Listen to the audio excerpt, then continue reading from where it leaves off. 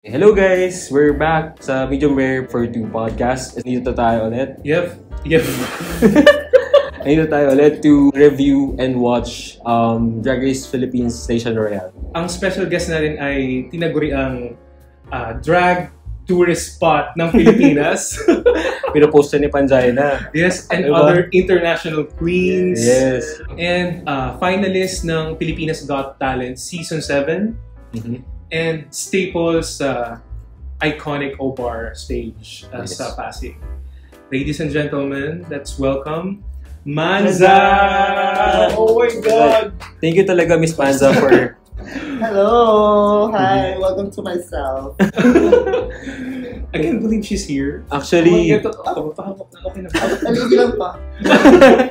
Green screen ako. Naka-hologram pala si Bakla. Video. Zoom lang to. Pero thank you po for for being here sa podcast. We appreciate your presence. Yeah, it's my honor to be here and first honor. First honor. Nakakainis siya. First honor. Yes. So, ayun po, parang everyone is dying to know ano po yung are you gonna audition or like are you planning to join Drag Race Philippines soon? Yes, soon. Soon. So, in a perfect time. Perfect. Drag Race Philippines Station Royale. This season, the production decided to do something different, right? So instead of a regular season, inadapt nila yung Versus the World All-Stars format, but specific to only Asian drag queens who've competed before on different franchises. Yeah. Okay, so what do you guys think is gonna happen? Are you excited? What are you feeling? As the only drag practitioner here na may karapatang magkomento about drag, excited ka ba? Ako sobrang excited kasi hindi lang Pinoy talents taste ang makikita natin this season. So kaya maganda siya kasi it's a collaboration of talent of all Asian. Exactly. Iba't-ibang talento, Yes. iba't-ibang kultura ng mga Asian ang makikita natin. Yeah. So, my question naman po is, may inaabangan ba kayong queen this season or like, who are you? Yeah, madami sila. Number one is, especially yung mga sister kong Divine Diva, sila Vinyas and Brigadier. And syempre yung sa sister kong si Diday. Ayun, isa pa Of yun. course. Over queens. Yeah, mga over queens. Yes. Same. Same. May bias tayo kasi mga over-gays tayo. Support natin yung mga taga-Obarians. Exactly. I mean, magagaling na naman talaga kasi the past 3 winners. Diba? Omar. Omar. From season 1 to season 3. And our future winner. Future winner. Omar. Sa PBB ako sa side. Ibang game show, ibang show yung isasalihan. Iba pala yung pangarap. Ibang pangarap ko, gusto makapasang bahay ni Kuya. Oh my God. Alright, so yes, welcome Manza. Yes, welcome back to me. Back?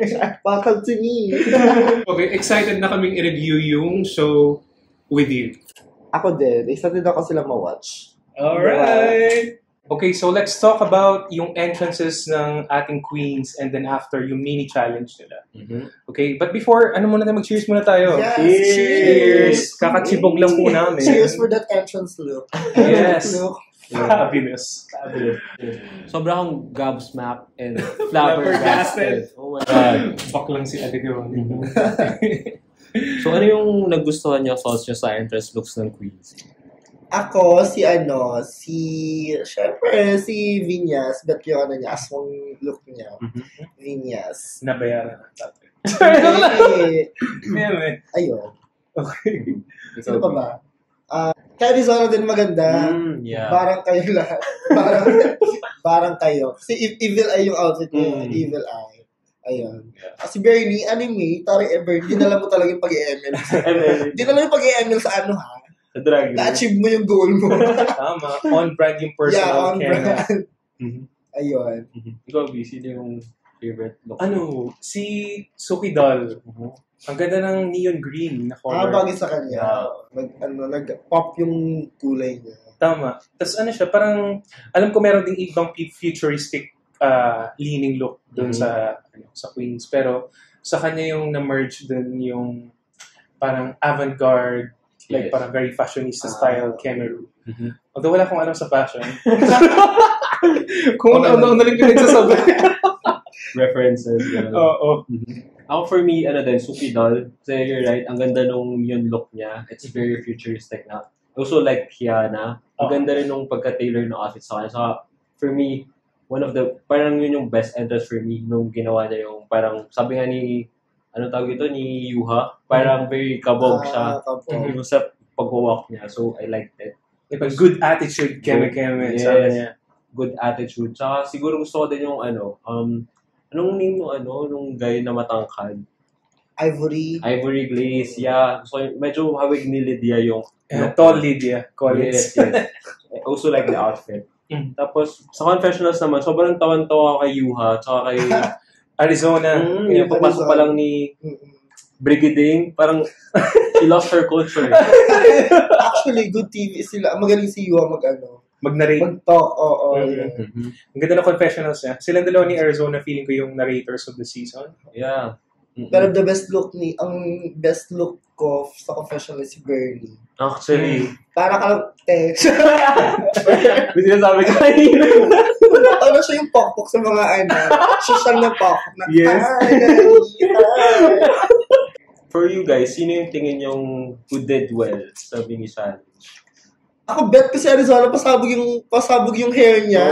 I mean, girl, sa mini challenge pasabog na siya. What if pa sa maxi, di ba? Diba? Pasabog. Ganda yun. Then, Kiana, just ko si Kiana. Yeah. Agree dun sa dalawang sinabi niya. Si Arizona, like, alam mo yung kabaliwan na ina-expect mo sa kanya. Like, parang she would always give that, and I will always be forever grateful as a viewer. Yeah. And yung Kiana natin. Although, gusto ko sana makita yung signature palaka move Yung niya. parang gaganon, bubuka na yung Sige nga. sa ata, V-drop yung tawag doon. V-drop. Okay. Baka sa Maxi Challenge or baka something yun. Di ba pakita? Yung very, Anitra din yung gumaganong gano'n. Yes. Mas okay na hindi kasi mini challenge naman eh. Oo. Baka wala ka siyang mapakita. Lip-sync na. Baka yun. Yeah, kailangan ng peaks and valleys. Wait, ang technical tayo ni Manso dun. So, V-drop ang tawag dun sa move na yun. See? That's why we need guests. That's why we need experts here in this podcast. Pero I have a question, guys. Do you think may parang sinabing production sa Drag Race Philippines Queens? Kasi parang, yung mga Filipino queens, meron silang mga reveal, like, si Venus may sa clothes. Actually, parang ready sila makipaglaban agad. Diba? Oo nga. I don't know how to feel about that. Pero for me, ako okay lang. Kasi kung ikaw papasok ka sa All-Stars, you need to expect that expected talaga. Kasi baka that time na may yung mga challengers na mga kasi hindi mo din alam yung challenge agad na ibibigay. Yeah. So, at least ready ka. Really? Tama nga naman. Maybe it's a coincidence. Maybe wala namang sinabi yung production. Oo. I guess, sana. Meron naman ng home court advantage. Oo. Okay. Kasi yung limang yun, very strong na agad eh. Yeah. So they don't need any, unfair advantage. Baka ready lang talaga sila na mag-reveal and whatnot. Yes. Okay. And then the winner of the mini challenge is, of course, Kiana. Kiana with a K. Ang malaking bias ni John. Si Kiana with a Kiana. K. may bias ng season 3. Ah. Pero nung season 1, Venus din talaga. Yes, same. So, ano naman yung thoughts nyo guys dun sa of course, mayroon nanalo si Kiana and then pwede siya mag-choose if 5 seconds na sa kanya pupunta or 5 seconds she'll take sa question and answer portion ng may shoot ka. So, anong thoughts nyo na kay Arizona niya? I know. Ako, dun muna ako sa 5 seconds advantage. Agree ako sa sinabi niya. Ano ba niya yun? Actually, Kasi sa 5 seconds, wala pang 5 seconds, hindi yata makakasagot si Kiana. Sorry, Kiana. Hindi ka nila kasi si Kiana outside, kasi nagkasama na ang work niya, tapos laro-laro. Yeah, tama, Kiana, agree ako sa'yo. Saan ka ba yung mga bobo? Tapos, ayun din, yung sa 5 seconds na binigay niya sa ewan ko ba, feeling ko naman, agree din ako doon, na baka gusto lang niya ipa-feel na, welcome yung mga Foreigners. Pero yung mga foreigners. Kaya okay ako doon. Huwag lang silang threaten. Siguro. Iba siguro na, Threatened siya. Ay, siya nanalo, imalay ba natin? Pag kayo nanalo, gawin nyo. Ganun. Actually. Ikaw?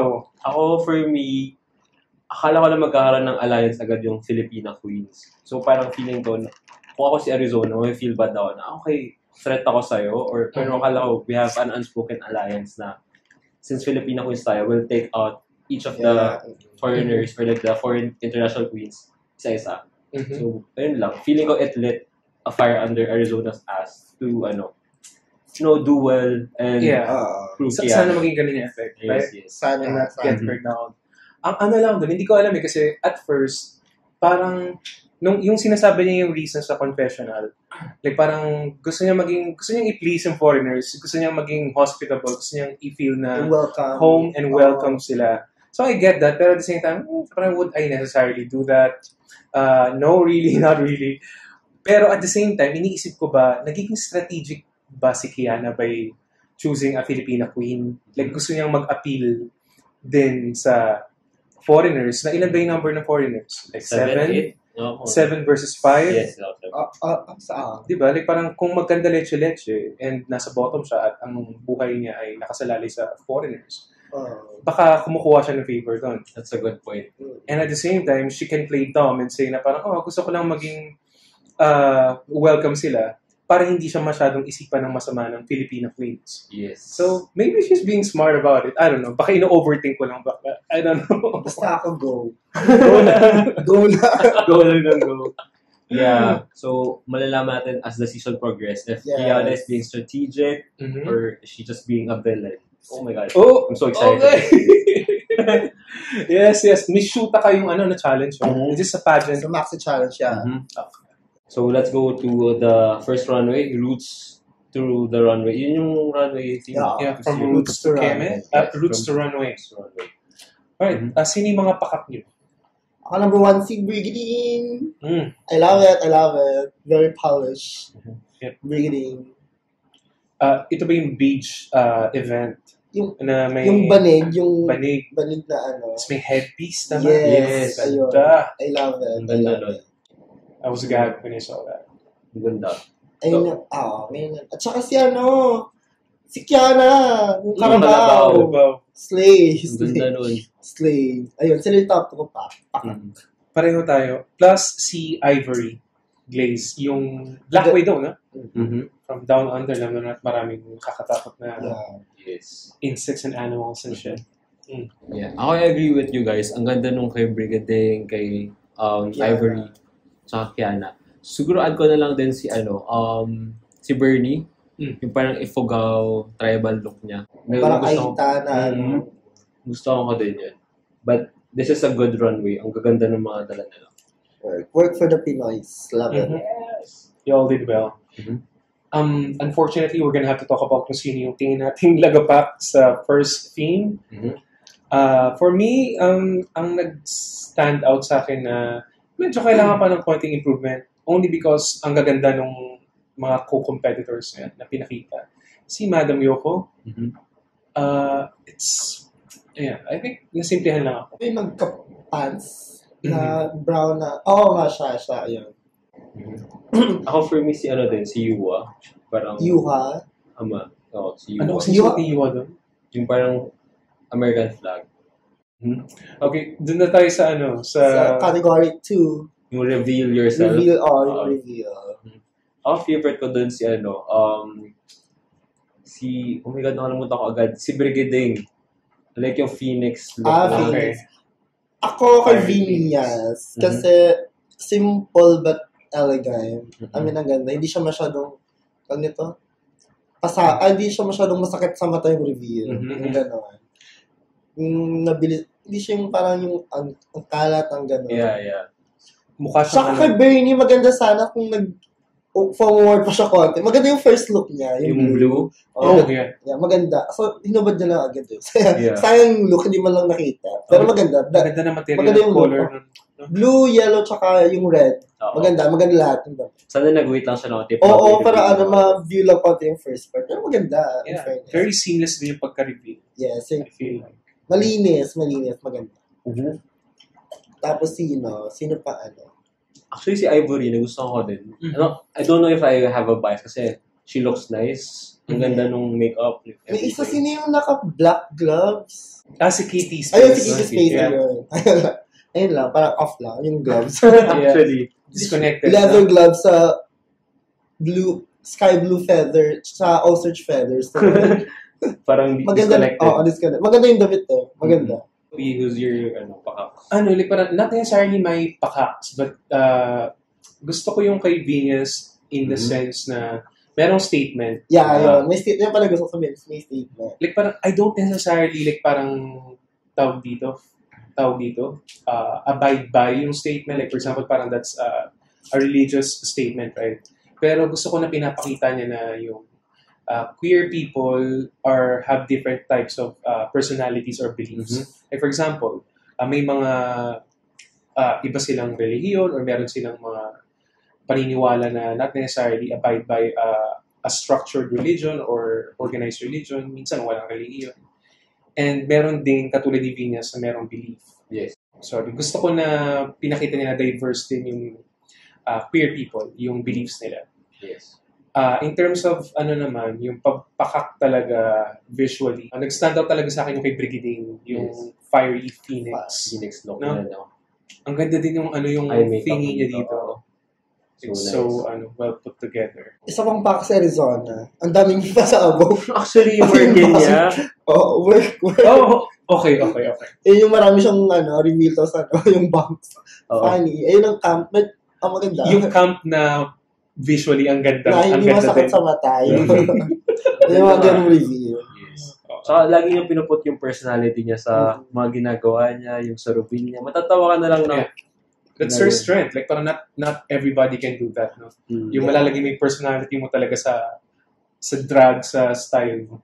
Which is so funny. Iba yung charisma talaga ni Arizona kasi talent matututunan mo whatever. Pero yung charisma, it's hard to learn. And Arizona has that. Okay, so what do we think of the Miss Shoota Ka segment, yung question and answer? Shoota ka. Shoota kayong lahat. Shoota kayong lahat. The only valid answer, to be honest. Bitin naman nila yung Yeah, it's really question and answer. Sobrang laro malala. Laro si May. Sobrang laro. Sobrang funny nung nag-France. Like, France! Si Kitty Space, oh my God. daming laro. Pati si sino yung Something Wong. Nag-push up. To see Ivory Glaze, yung Penguins na answer, isa pang stupid answer, oh my God. Pati si Yuwa, di ba, laro lang din niya sa kanya. Ay, oo. Like parang about drugs in question, right? Don't do drugs. Unless someone is so paying for it. Yeah. Pwede Real. naman. Life motto. But I love na ganun yung ruta na tinake nila. Like Kasi parang yun naman yung theme Miss Shoota Ka. Yes. like parang this is not the real Miss Universe. Diba? Patangahan talaga. Oh. Parang in a way, it's an improv challenge. Yeah. Yes. It is an improv challenge. Yes, Correct. it's an improv challenge. So parang, show your personality and be funny. Yeah, and actually, most of them parang really shined here kasi ayun nga, lumabas ang personality nila. Like parang hindi naman natin kailangan makita kung sino matalino dito sumagot. Di ba? So, yeah, and I think, for me, sabihin ko yung pakako, yung top ko dito, si Arizona. Kasi, like parang na-balance niya yung pagiging funny. And at the same time, yung parang, I feel like nadala na yung storyline niya this episode na binigyan ng 5 seconds disadvantage. And then she played it up dun sa answer. Like parang somehow it's straightforward but at the same time, may humor pa rin. Or ako lang ba yung naka-interpret ng gano'n? Yung parang tinanga din niya yung sagot niya somehow. So, yeah, I love Na-compromise niya yung within 25 seconds, na-explain niya yung gusto yung sabihin sa sagot. Hindi yung gusto yung express na nangyari. So, yeah. I completely agree with that. Kasi parang on a storyline perspective, and as a producer, kunyari, it's a good way to let Arizona win. Kasi nga parang inano siya ni Kiana parang gina siya disadvantage. And then, ang ganda rin ng sagot niya, parang may balance ka ng funny and then, parang serious. Yeah. Which, parang 50-50 ata sa challenge na funny but make it you as a drag queen. May, lang observation, but parang wala masyadong confessional si Venus, no? Or si Brigiding. Well, kasi ang dami pa siguro kasi nila. Queens, no? Marami siguro like Yuha and maraming say, parang gano'n. Or depende sa editing yan, hindi tayo sure. Oo nga. Depende sa editing yan. Mm. Or kasi nga, first episode pa, may niluluto pa kung gagawin ba silang tila, mga gano'n. Oo, exactly. I know you guys. Alam ko yan, mga ganyang bagay. Kaya, wala pa yun siguro sa mga ganyang bagay. So, yun. Mga next episode Possibly. Like, parang baka hindi pa sila kailangang i-spotlight ngayon. Oo. Yeah. May tamang time sa kanila. Okay, Wes, are you agreeing with the top 2? Sa top 2 na shock ako. Kasi, hindi naman, shock lang. Pero kasi, dahil si Brigidi Actually, ang ganda na yung look niya to reveal, to question answer portion. Ay, ganda. Sayang. Yeah, I thought it's going to be Brigading and Arizona sa top 2. Actually, gusto ko din si Arizona para may storyline si Arizona at si Kiana. Alam mo ganda yung storyline. Ayun. Perfect top 2 sana nga actually. Pero deserve naman ni CM Pussy. Maganda naman runway niya. Yeah. Maganda. Fairness sa kanya. Yung both runways niya, no? Fair. Agree ako sa sabi ni Mama Pao. Do you think, guys, Kiana was in the top because of her looks? Kasi parang, hindi naman like pangit yung sagot niya sa Mishuta ka question-answer portion, but it's not memorable. Yeah. Ako siguro sa looks. Siguro Looks dun sa talaga. base sa looks. Possibly. Yeah. So, yeah. Pero kung base look, ang ganda ng look ni Brigitte. Actually, First second, ang ganda. Hindi ko lang bet kay Kiana yung reveal. yung parang, Did she do this already? Oo. Pero ang Brigading kasi, both looks maganda eh. So, sana huwag siya i-treat like what they did to her on season 1, no? Oh Sana. my God! Like a safe queen. Feeling ko naman hindi kasi. Kung minumuna siya. Mga may tea. Sorry.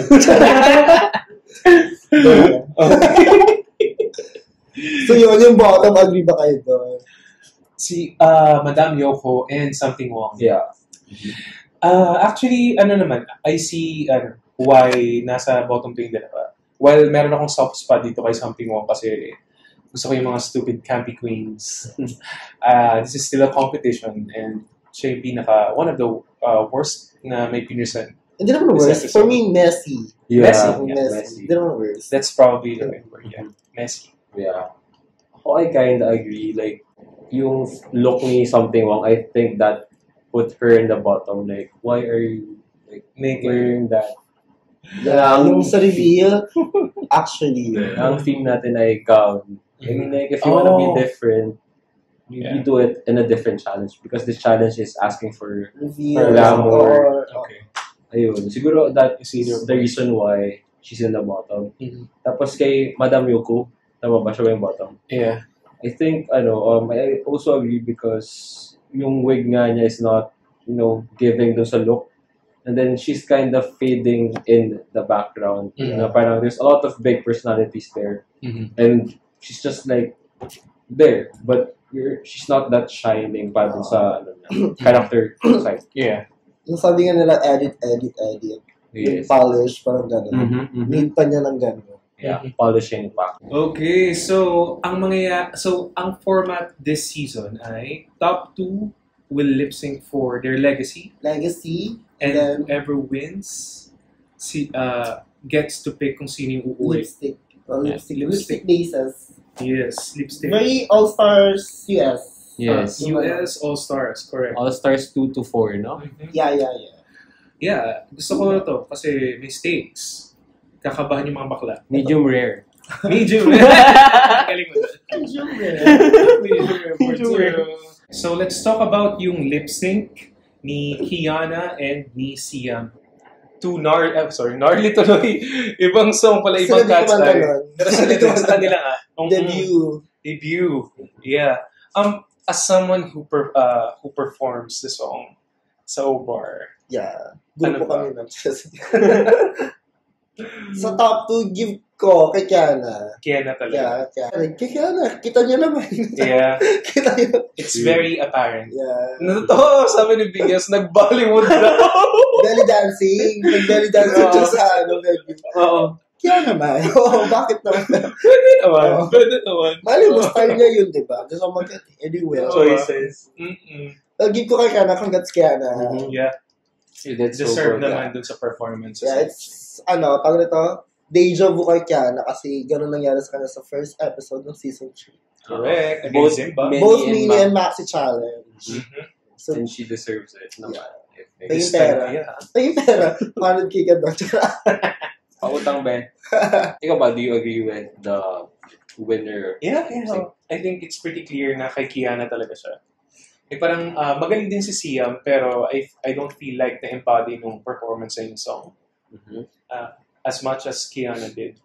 Pero siguro mas kaya pang tulo ni Kiana to less tricks. Parang more some cutie, parang cutie K-pop.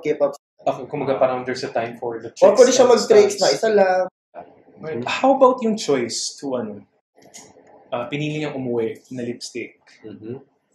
Ako, I expected something wrong Mhm. to be go. Kasi kung i-base lang sa runway, sa challenge, sa Maxi Challenge, I'll go for something wrong. Ako naman, for me, I agree na Madam Yoko should go home kasi parang she's fading in the background. For me, something wrong, she can deliver pa in terms of comedy, campiness. Mhm. But for Madam Yoko, parang for me lang naman personally, she's lacking the star quality na it takes to be the next Station Royale or like the first Station Royale. So, Siguro kasi si something wrong, madaldal, tsaka meron siyang good TV din siya. yes, Kasi, good TV. Yes. marami siyang May personality. So, parang gano'n. Oh, good ko din naman. So, about the overall episode, what do you guys think? Are you excited for what's to come? Yeah, I'm so excited pa sa iba. I mean, ang ganda. Excited ako sa mga guest judges. Guest judges. And then, yung look si Mama Pao, paganda ng paganda. In fairness, Yeah. I love it. Parang bumalik siya sa season 1 na leaks, no? Laging grand, conceptual. Oo, yun, parang ganun. Pero mas elevated. Mas Yes. Yep. Mas malinis. Ayun. Give ko. How about you? It's a good episode, good first episode, good premiere. Like parang hindi pa masyadong thrilling, pero I think maganda siya, at least hindi tayo malilet down sa next episode. Kasi hindi pa niya pinakita lahat ng tricks niya and magic. At least that's what I'm hoping. Yeah.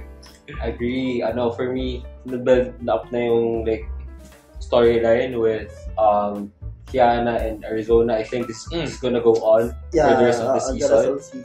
Like, akala natin magkakaroon ng alliances yung Filipino queens, but apparently, there's gonna be like Pinoy and the foreigners, mga ganun. Yeah. but there's gonna be factions talaga. Yep, and yung question na, is Kiana being strategic?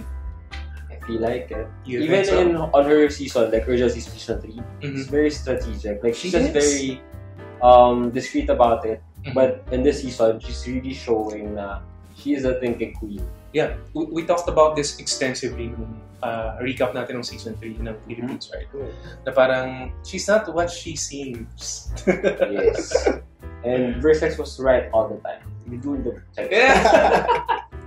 But I love that. Tsaka excited daw ako sa neck mix ng queens kasi I feel like meron talaga silang chemistry. Mhm. And grabe yung looks this episode. Like, may budget yung each drag queen and yun yung naantay natin, di ba? Yung looks nila tsaka performances. So, I'm really excited. At saka lahat may karakter. Lahat. Yes. May ibibigyan na karakter. I mean, ay, bongga siya. Ay, True. bongga pala siya. Kumbaga, merong mga lacking sa looks pero they make it up sa personalities Sa nila. personality, lalo personality, in fairness sa kanila, give ko. Mhm. Gusto ko yung performance nila sa Miss Shotaka, actually. Yeah. They did good. Compared dun sa season 1 na Miss Shotaka, I think they nailed this. Yes. So, yes. Ganda. Okay, how are we going to wrap this up? May wrapping paper. Oo. Wait, Kaya ikaw ba din? Alright, so yeah, so guys, kung hindi pa kayo nakasubscribe or kung hindi kayo nagko-comment or nagla-like, please do. Okay, our podcast is The Medium Rare for 2. Nasa YouTube kami, nasa Spotify, nasa Apple Podcast, and meron din kaming Instagram and Facebook. So yeah, follow, like us there, share our tweets or our posts or our images or whatever. Just... Images. Okay. And yeah, this has been great. So once again, I am Ray. I am John. And I am Manza. You can follow me on all my social media account. It's the only Manza. Lalagyan The natin only dito lahat. Manza. Lahat ng social media account. Follow her. Yes, and also if you want have some fun and watch some of my performance, you can visit us at Over Philippines.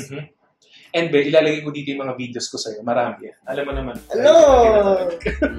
Para malaki na gano'n kakagaling. Yes. Okay. Sam. Tama. Nag-dive trap dito. Nag-ano. Ay, actually, hindi siya death trap yung ginagawa ng mga ano lang. Pero ito, konting educational terms. It's not death trap. It's what we call, in the ballroom culture, we call it dip. Dip? Okay. Dip, yeah. Alright. Oh yeah, I forgot that you're a ballroom queen. Yes, I'm a Oh my ballroom God. queen. Before ka naging drag queen, you're a ballroom queen. Bago pa ako maging drag queen, dancer talaga ako. Oh. Backup dancer. Hanapin niyo ako sa mga Gemmy TV. Ayan, so yeah, yun po yung tamang term, dip. Dip. As in okay. dip na yung parang DIP. Di parang didip ka ng sauce. Yes, ganun Okay. dip. Sa ballroom culture, it's dip. Okay. Oh my God, kailangan ito ng sariling segment. Actually, mga parang drug knowledge or ano. Terminologies. Terminologies. Oh my God, Yeah. get her own show. Alright. So, Okay. cheers. to Cheers our before we first- end this show. Cheers. Cheers. Love For you, man. So love you, John. Season 1 of 8 Slation Royale. Slation Royale. Yes, Congrats. okay. Drag Race Congrats. Philippines. Galing. Kudos. And we cut back.